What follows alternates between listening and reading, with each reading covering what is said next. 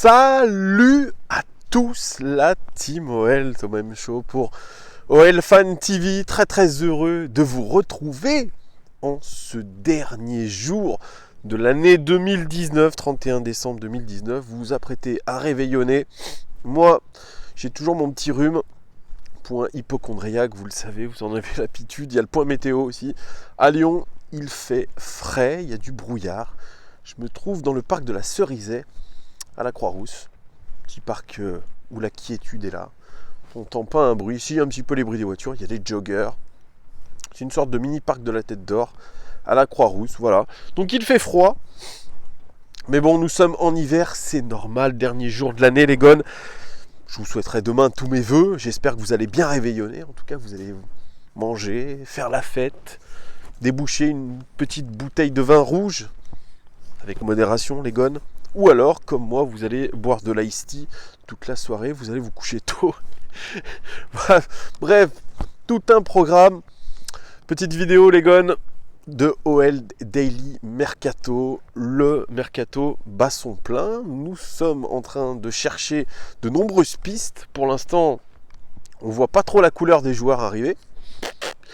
On se demande où sont les joueurs qui doivent arriver, où sont les joueurs qui doivent partir.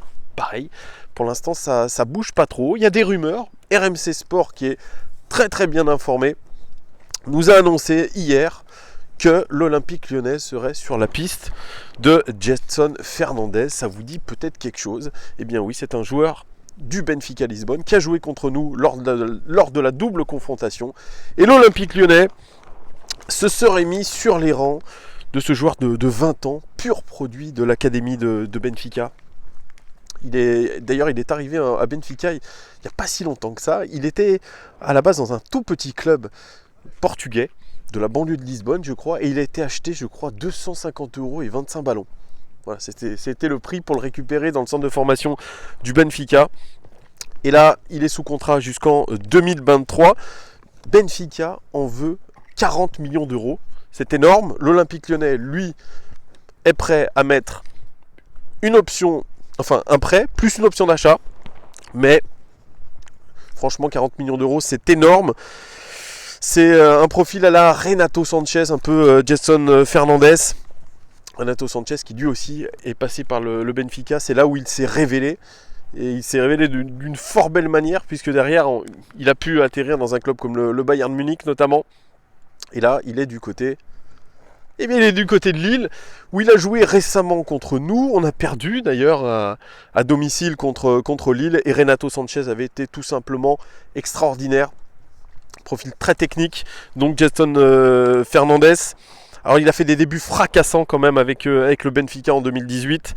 Qui lui ont d'ailleurs ouvert les portes de la sélection. Il a que de sélections en sélection du Portugal. Sinon, il est en sélection U20 portugaise. Cette saison, par contre, c'est pas terrible du tout pour lui. 11 matchs, toutes compétitions confondues. 351 minutes de jeu, c'est très peu. En Liga NOS, il a joué 4 matchs, dont 2 seulement comme titulaire. 0 but pour lui, 0 passe décisive. Vous voyez, ça pousse un peu, c'est très poussif. Il est aligné très souvent sur l'aile droite, mais c'est un joueur qui peut être capable de jouer aussi faux pied, très intéressant en faux pied. Il est très fort dans les dribbles, il est très bon tacleur aussi, puisqu'il a une grosse débauche d'énergie, il a surtout un gros volume de jeu, donc ce qui lui permet de pouvoir bien défendre. Il est noté en moyenne à 6,33 sur 10 sur WhoScored, ce qui est pas terrible. Il a joué, comme je vous l'ai dit, la double confrontation contre nous, une mi-temps, et je crois qu'il a joué quelques 80 ou 90 minutes, je crois, sur le premier match. Donc voilà, il a pu montrer aux dirigeants lyonnais et aux scouts lyonnais de quoi il était capable. Ce qu'il a ralenti aussi en ce début de saison, c'est la fracture qu'il a eue au 5e métatarse. Vous savez, c'est une blessure qui est un peu compliquée, c'est un os du pied. Quand vous le fracturez, c'est ensuite pas terrible de revenir, ça prend beaucoup de temps. On se rappelle de David Beckham qui avait fait cette fracture avant la Coupe du Monde 2002. Il avait été soigné, il était revenu à temps, mais ça avait été très dur. Wayne Rooney aussi a souffert de cette blessure. C'est une blessure très handicapante et qui vous écarte longtemps des terrains, et la rééducation est assez longue aussi. Et ce qu'il faut noter, c'est que Gedson Fernandes a été écarté des 3 derniers matchs de son équipe. Ça, c'est une donnée importante. C'est qu'il ne rentre plus aujourd'hui dans les plans de Bruno Lage ou que très peu. Il a changé de conseiller puisqu'aujourd'hui il est conseillé par un certain Pini Zahavi. Pini Zahavi, c'est l'un des hommes d'affaires les plus influents du monde du football actuel. C'est lui qui a mis son nez un petit peu dans l'affaire Neymar au Paris Saint-Germain, qui a réussi à nouer les contacts avec le Paris Saint-Germain quand Neymar était à Barcelone. On a entendu aussi parler de lui, Pini Zahavi, dans l'affaire Bruno Genesio.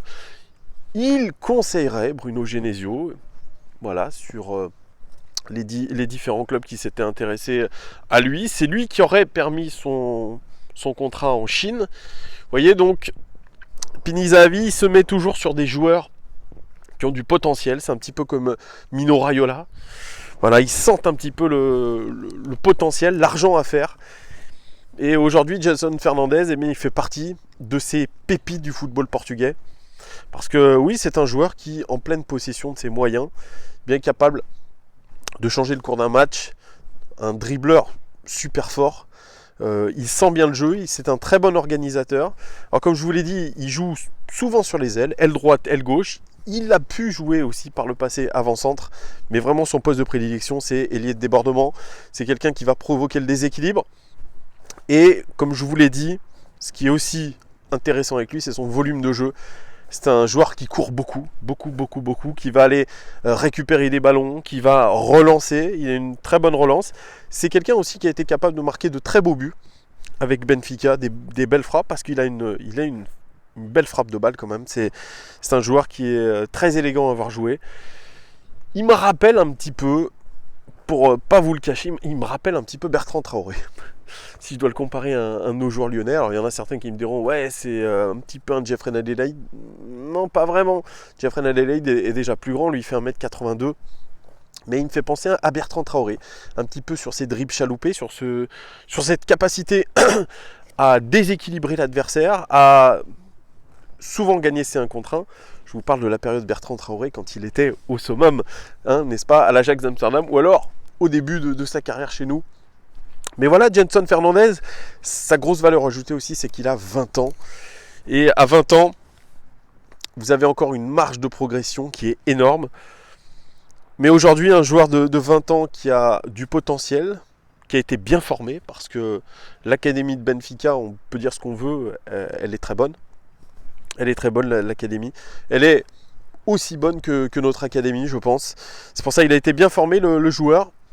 Et un joueur qui a ce talent-là, qui a ce potentiel-là, et bien tout de suite, effectivement, il vaut 30, 40 millions. Quand on pense qu'un Lucas Touzard, on aimerait le vendre entre 25 et 30, pour vous dire, 40, pour un joueur de 20 ans, c'est pas si cher payé. De toute façon, ce sont les prix du marché. Et puis le président Aulas nous bassine souvent en nous disant que l'OL a les moyens.